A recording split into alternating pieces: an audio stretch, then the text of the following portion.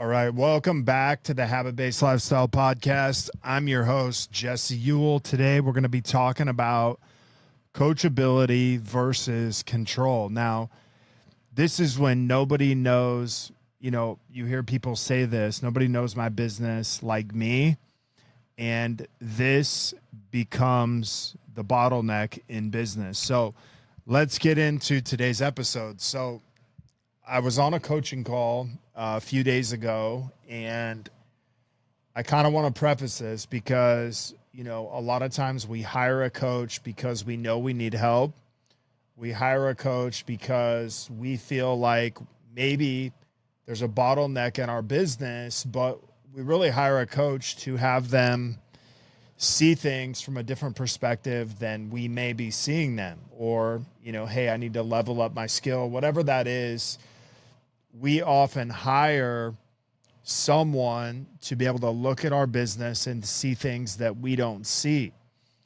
And, my experience in doing this is kind of two things. So I want to, go back through, years of coaching. So I've coached a lot of people in, the health and fitness space, and I've coached a lot of people that wanted to lose weight, but think about it this way. You spend every day for 20 years, 23 years talking to people about diet, exercise, and anything that has to do with that mindset, habits, and you give them a diet and then they don't follow the diet, even though you're like, hey, this diet I know is going to get you the results you're looking for. You just need to follow it. But imagine that person is going to take your 23 years of experience, tens of thousands of people you've worked with, and all of a sudden say, hey, nobody knows my body or my health like me. And they don't follow the diet. Okay. And so I want to preface that because now we're going into business. You say, hey, nobody knows my business like me. And although that may be true, here's the real truth that no one's telling you. Okay. The more that you tell yourself that story, the more that you cling on to that belief, the harder it is going to be for you to want to grow. Now, in this episode, I'm going to break down the silent killer of progress is really being uncoachable. And what's crazy is this specific conversation, this specific person was someone that I had a conversation with, probably 2-3 months ago, but it was very different. It was kind of more along the lines of them being very coachable.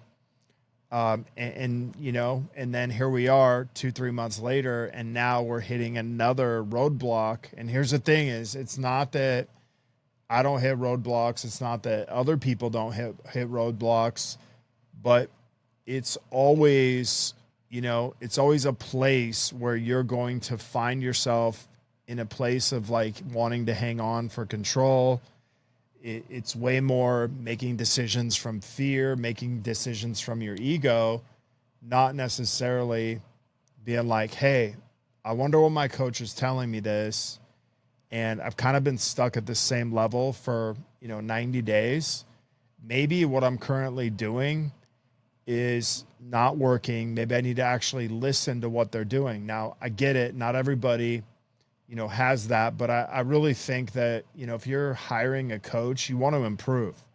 If you're not improving and you're not listening to what your coach is telling you to do, then that's a problem. Okay. And that's a control thing. That's a ego thing. And we got to kind of break that. So I want to call the mindset out that really keeps high performers stuck, or even just people wanting to grow their business, and show you how to shift out of this and really just let go of control so that you can unlock the results that you have. Because on the other side of control is usually breakthrough. On the other side of control is usually cash. And at the end of the day, I don't care if you listen to me. I don't care if, you let me coach you.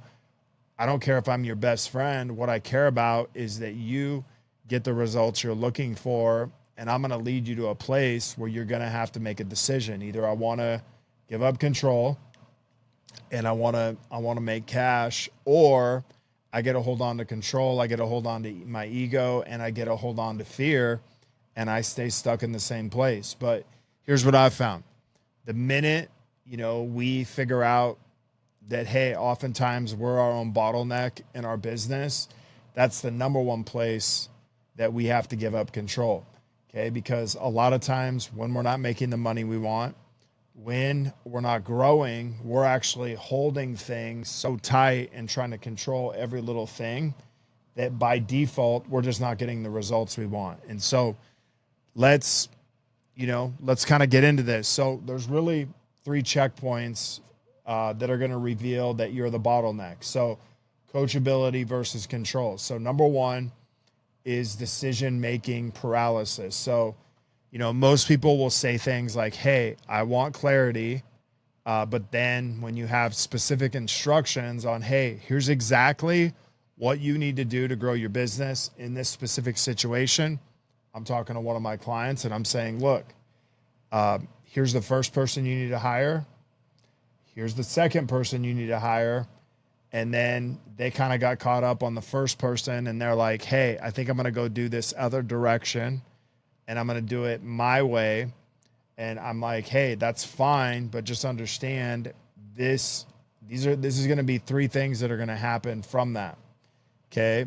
So oftentimes we get clarity on what we need to do, but then we don't act on it, or we make up some story why we can't do it.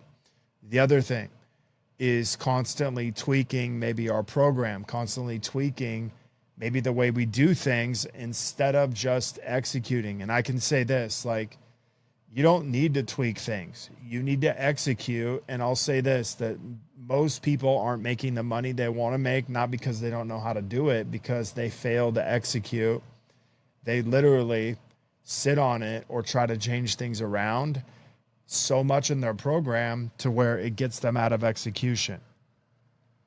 The other thing is, when someone says, nobody knows my business like me, and I want to give context, this person in my program did not say nobody knows my business like me, but I've said it before, getting coached by other people.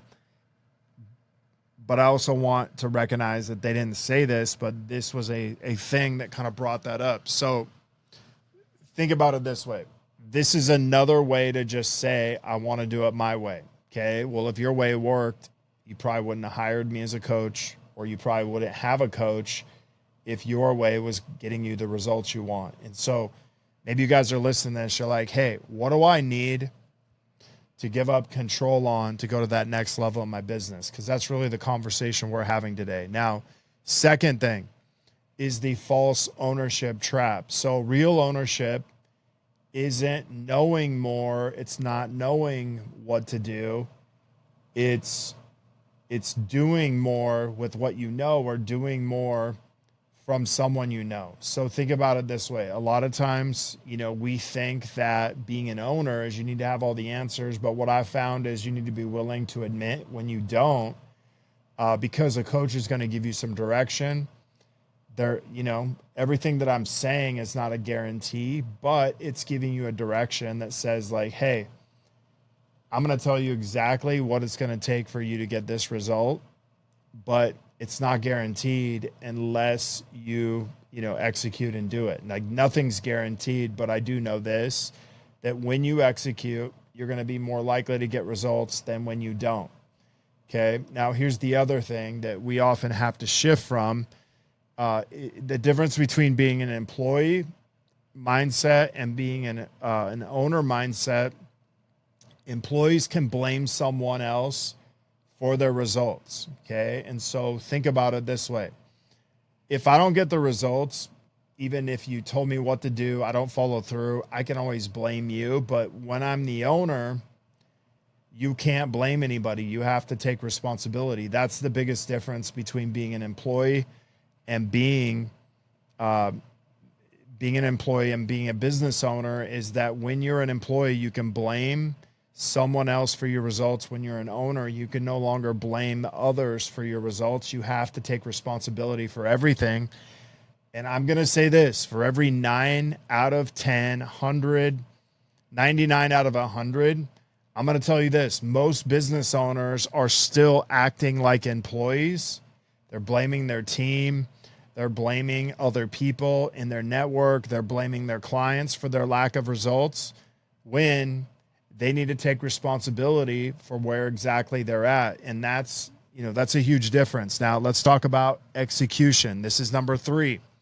Okay. The execution audit. Ask yourself, what's the last piece of advice I received from a coach, from a mentor or somebody, but I ignored it. I didn't actually follow through. Did you get the results from that you were looking for? Okay. What result would you have had if you would have just gone all in and done the work? Here's what I've come to figure out. Doing the same thing is going to get you the same results. Doing something different, even if it's not the right thing, is always better than doing the same thing. Because think about it, doing the same thing is a definition of an insanity and expecting a different result, but doing something different, even if it's the wrong thing, still gets you a better result than insanity. Okay. And this may take you a few times to listen to this, but doing the same thing and expecting a different result is the definition of insanity. Doing something different and still not getting the results you wanted is still better than insanity. Okay. And so what does that mean? That means I have to do something different because I know different is going to get me some other results that's still better than insanity, which is what I've been getting. Okay. The third part of that is coachability. You got to trust the process. You got to trust the person that you're working with. And it's not just the person, it's the process. So I always think about, hey, here's my experience. I've worked with people in the health and fitness space for probably the last 10 years. I've helped people grow to where, they're doing well over multiple 7 figures a month. This person's actually seen people in our program that have had success with me. That's why they're in there. So it's not just about trusting me. It's about trusting the process and the system that goes with it, because you got to trust who you work with, but you really need to trust the process that, again, doing something different is still a better result than doing the same thing, because I already know the results that happens when I do that. So I want to give you guys kind of like this final, we'll just call it a mic drop. Okay. The next time you think of it this way, nobody knows my business like me. Stop and pause, because that might be the next moment you're choosing control over growth. Okay. That might be the next moment you're choosing insanity over growth. Okay. If we're controlling things so much to where I continue to choose insanity as the number one thing, I'm probably not growing a whole lot. And so make sure that you give up control. Here's the thing is, if you're stuck in the same place for more than a few months, it's because you're controlling it. Okay. You got too many hands in it. You got too many guardrails on it, and you're not actually choosing growth, no matter what way you want to look at it. And so ask yourself this question: where in my life am I choosing control over growth? And once I figure that out, what is the action I need to take to move forward? Okay. And that's really the lesson that we're learning here. That's really the lesson I get to learn in here. And guess what? I have clients all the time that are probably not going to listen to everything I say, but it's part of the process, and I'm okay with it. Just like when I, own my gyms and people wouldn't follow the diet and they're like, I don't understand why I'm not getting results. And I'm like, really? You don't understand why you're not getting results? I mean, you're basically not following the plan. And then you're wondering, you're not following the process. And then you're wondering why doing it your way isn't working when you've never proven that your way actually worked. So this is the part of being a coach that, you gotta work through those things with your clients. You got to work through those things with the stories, but most of all, you got to come from a place of like, hey, I'm only going to give you things that are going to help you move forward. If I think it's going to be detrimental to your results, we're just not going to talk about it, or we're not going to execute on it. So guys, if you want to find out more about the habit-based marketing system that we do with health professionals and coaches, service-based businesses, Get inside of our habit-based marketing and business, habit-based lifestyle and business secrets group on Facebook. We'd love for you to be part of the community. Go ahead and go into the show notes, click on the link, and it'll take you directly there. Also, you guys want to find out more about habit-based lifestyle podcast, you have questions, you want me to do some specific episodes, let me know. Email me, Jesse at habitbasedlifestyle.com. Until next episode, have a great day.